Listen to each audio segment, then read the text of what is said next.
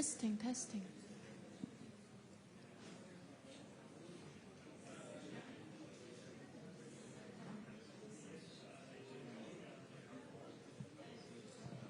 So Martinez, how was great. The Chinese.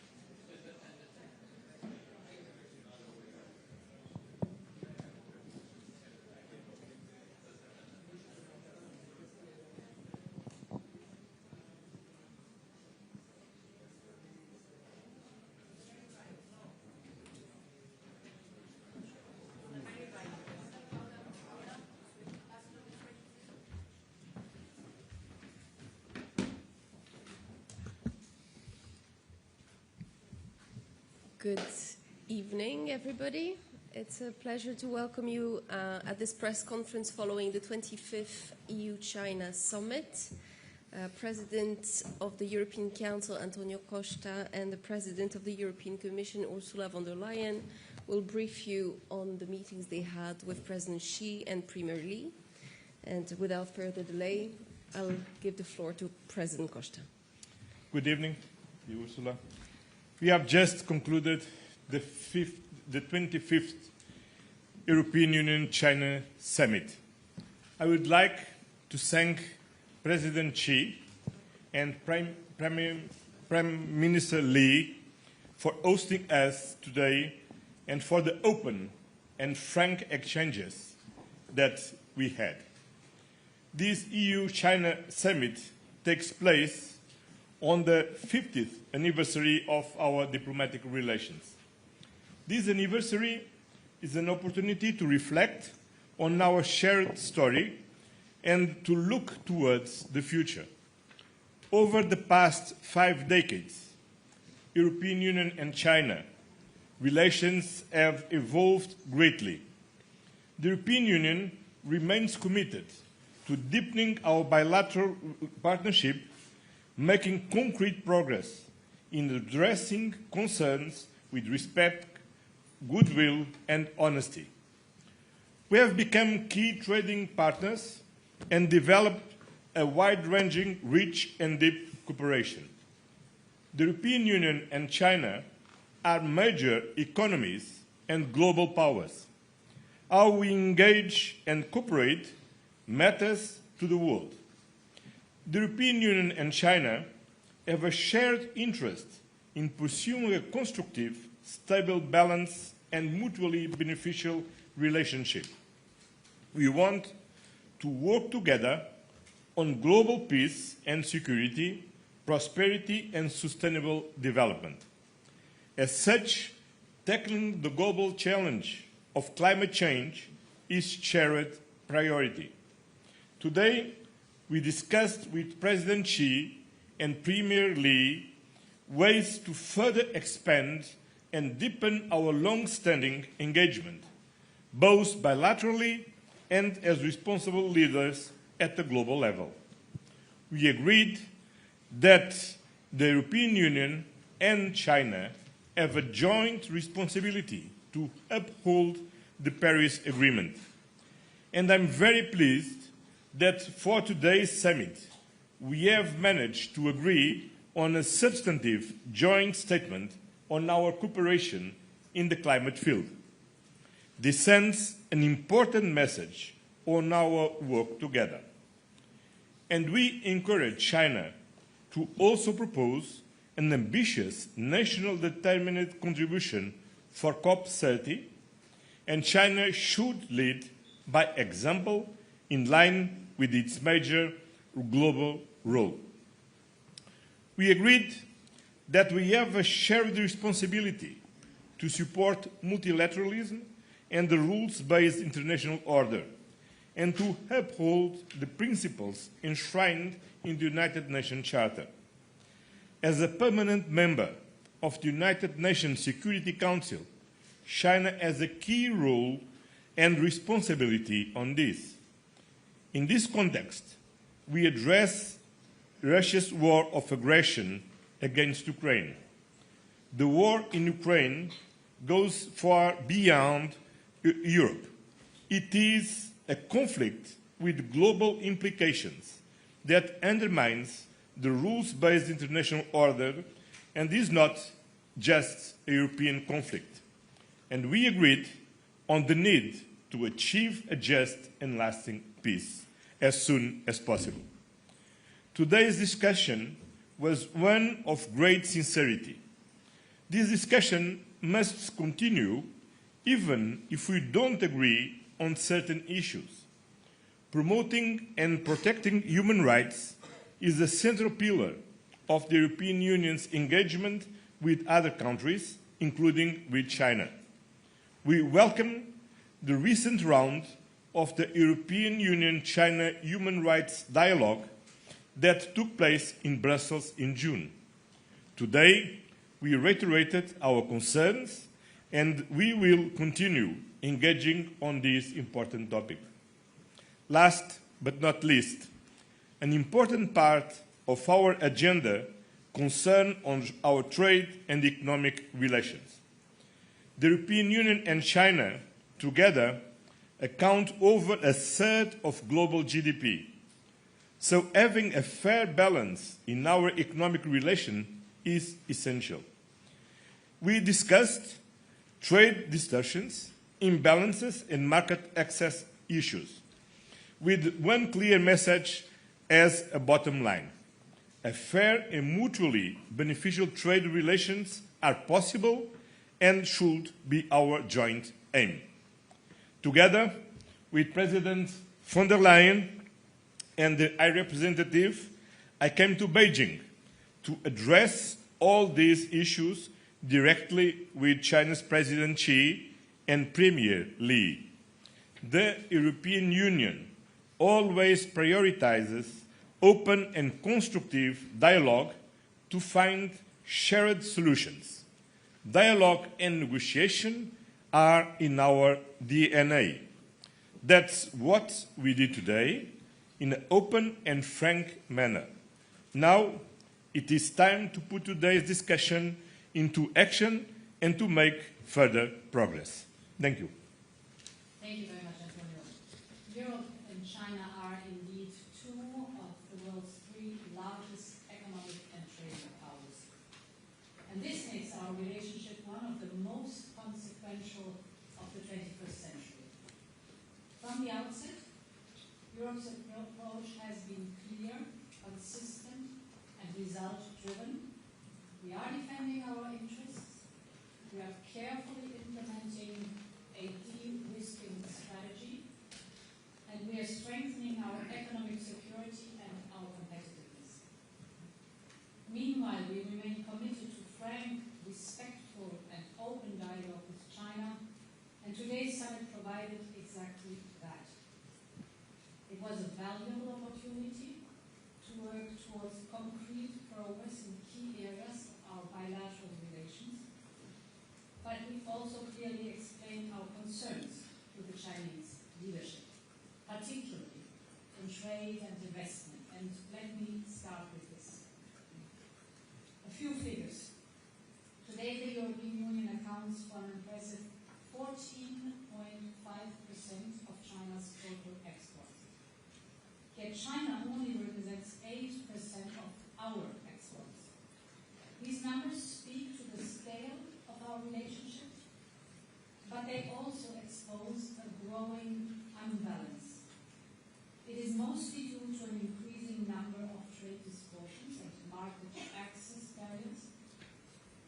But unlike other major markets, Europe keeps its market open to Chinese goods. This reflects our long-standing commitment to rules-based trade. However, this openness is not matched by China. The European Union's trade deficit with China has doubled in the last more than 300 billion euros by now. So we have reached a clear inflection point. As we said to the Chinese leadership, for trade to remain mutual, beneficial, it must become more balanced. Europe welcomes competition, we like competition, but competition has to be fair. So we raised three priority areas where we believe progress is both possible and needed. The first is market access.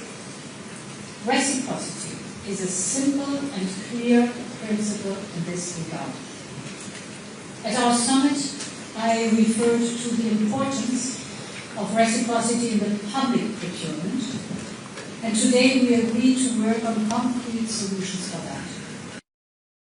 Second, we discussed at length the issue of overcapacity in China's economy in all the crucial sectors like, for example, steel, solar panels, electric vehicles, batteries, and others. The subsidized production does not match the domestic demand in China, and therefore overcapacity produced here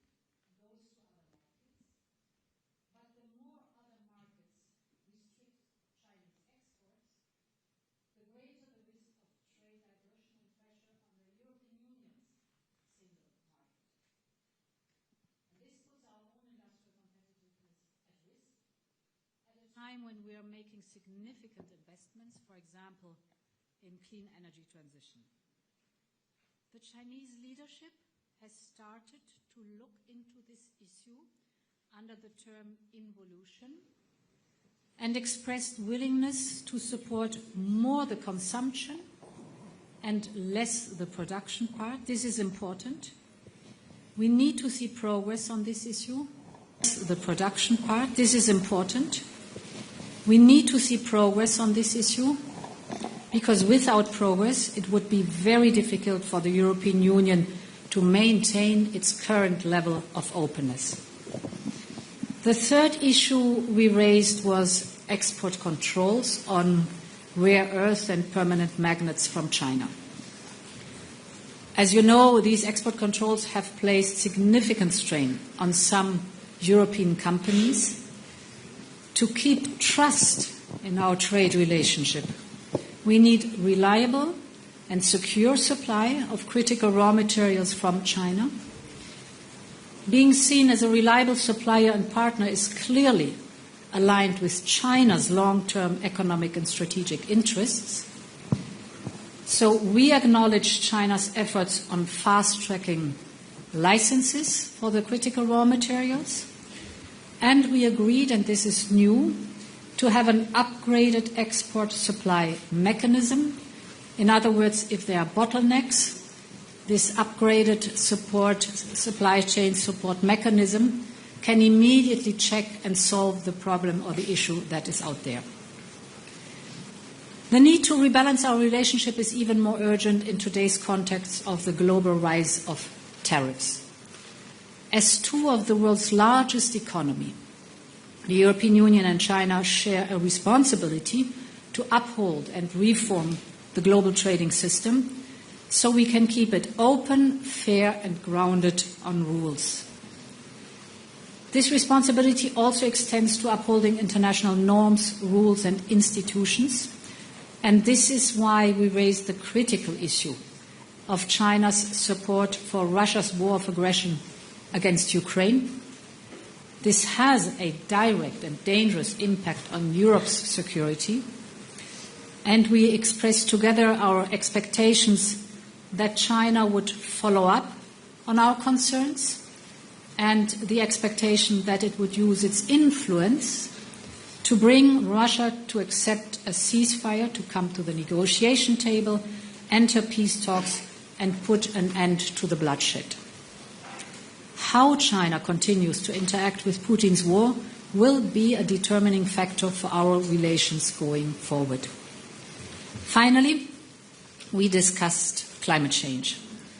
Our joint statement on climate and the environment is a big step forward. We both see the opportunities to work closer together in sectors such as emission trading, just introduced here in China, carbon capture and storage, the circular economy, and our cooperation can set a global benchmark. Together, the European Union and China must uphold the Paris Agreement now more than ever. The European Union is doing its fair share. China's climate ambition matters immensely. We are both convinced that the triple planetary crisis of climate, biodiversity loss, and pollution requires a strong multilateral framework, and we both want COP30 in Belém to deliver ambitious results. From the summit, I gather that there is a lot we can do together. Despite our difference, and we have differences, we can find pragmatic solutions. Europe will always defend its interests, as China would. We are ready to enhance bilateral cooperation and build a more balanced and more stable relationship. We know the next 50 years of EU-China relations will be shaped by the choices we make today. Thank you. Thank you very much. I'll open the floor for questions. Please note that there's interpretation provided in English and in Chinese. I'll start with the paper.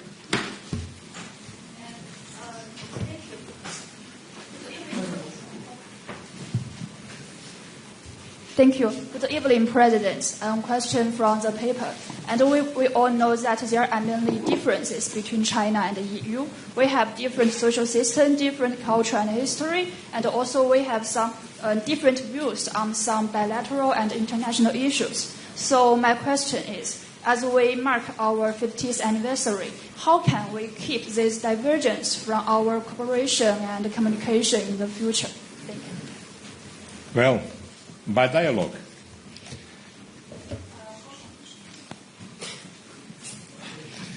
First of all, we respect, of course, the difference of the systems, but by dialogue is the only way to ensure mutual understanding, to identify problems, and to address these problems to find solutions, and also to work together in spite of this difference in the matters that we need to work together because they are global challenges and the world needs a close cooperation between the European Union and China. And that's the reason because we are here.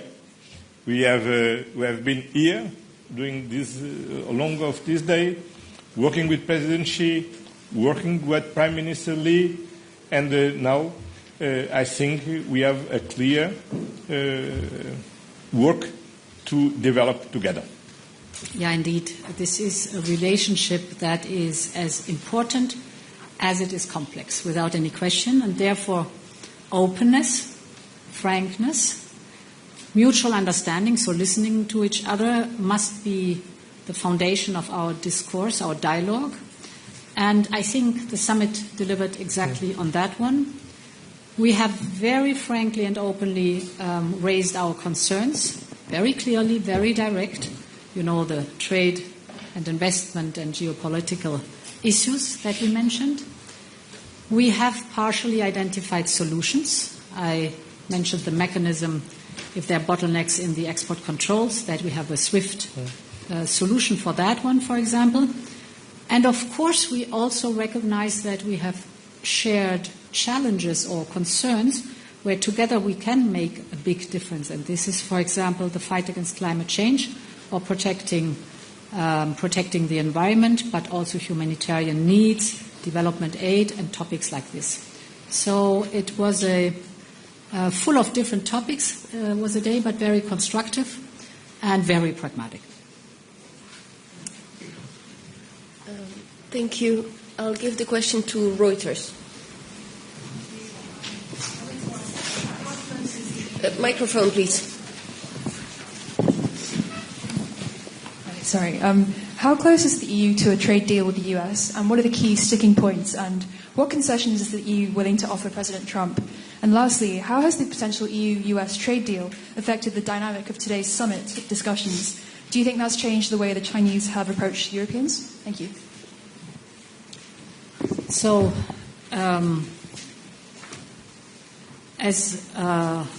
during all these weeks, our primary focus is on achieving a negotiated solution. We want a negotiated solution. We have at the moment very intense technical and political contacts and discussions that are ongoing.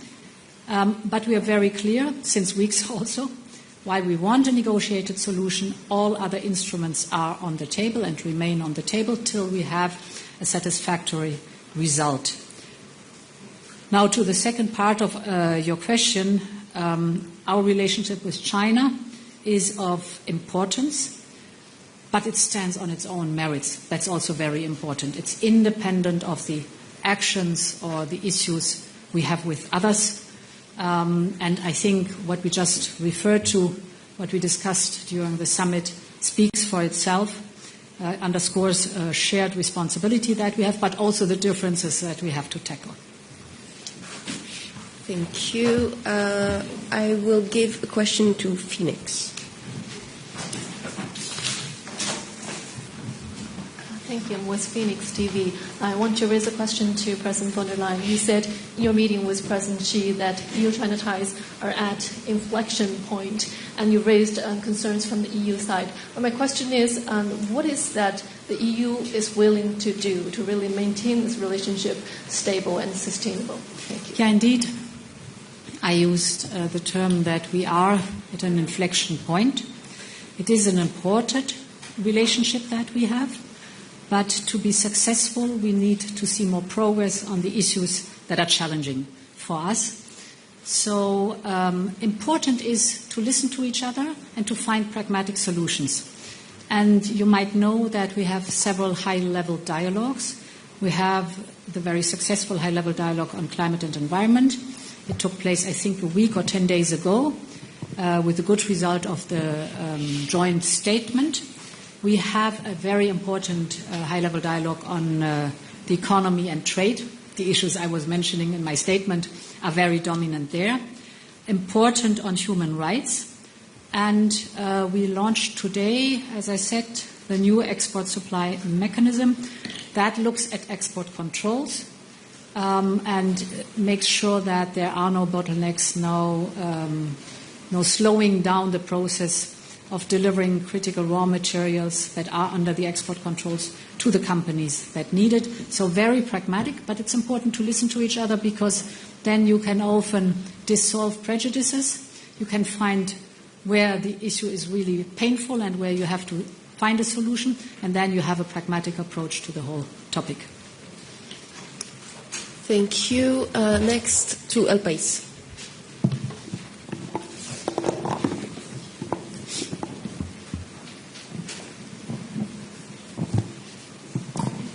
Thank you for the opportunity.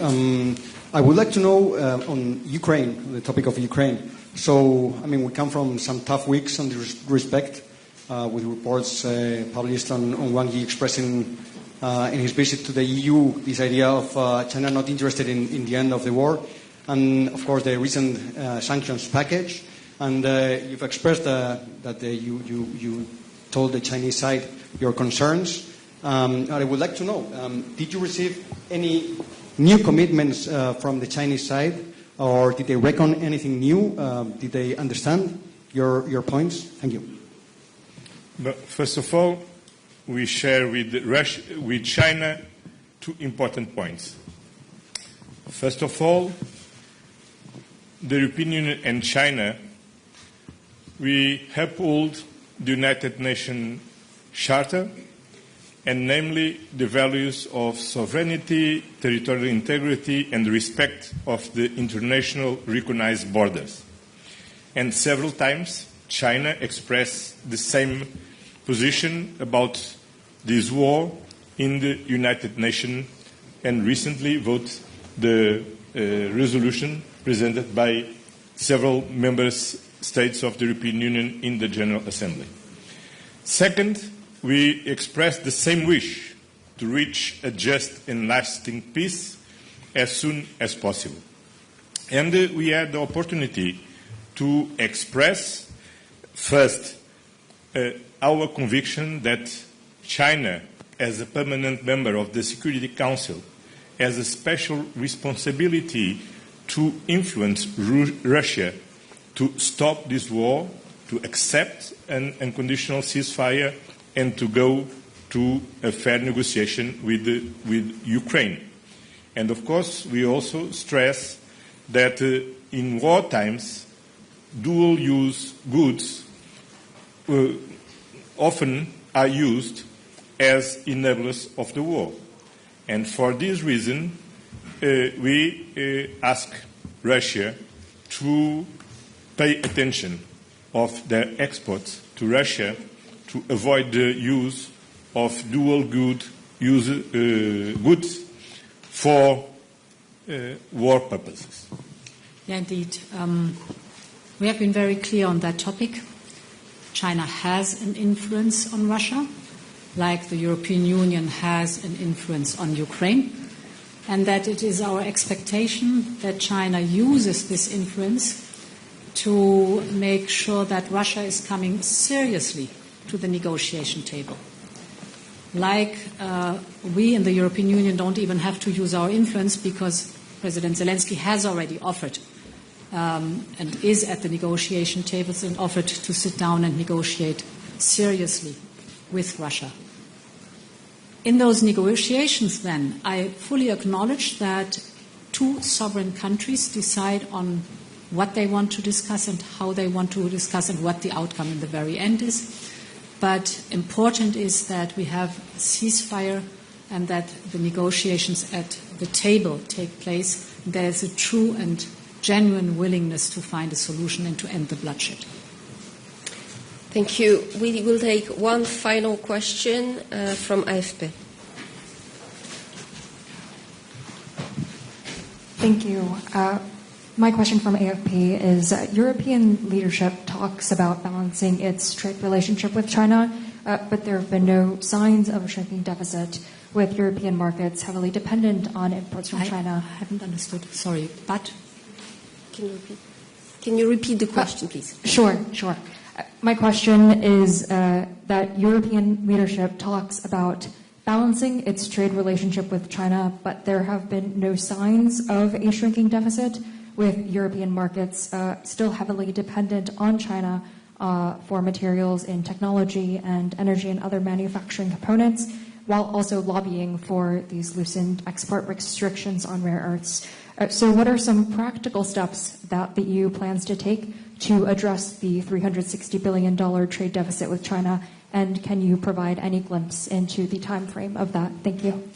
So we had today a very interesting business community meeting, Chinese businesses and European businesses, and there was also very clear that it is three main issues that are restricting the potential that could be possible in trade between the European Union and China, and this is the lack of market access, the tariff barriers partially, but also the non-tariff barriers. For example, the Buy China principle is often used by local authorities not to allow European companies to compete on a fair level playing field. So market access is one big topic.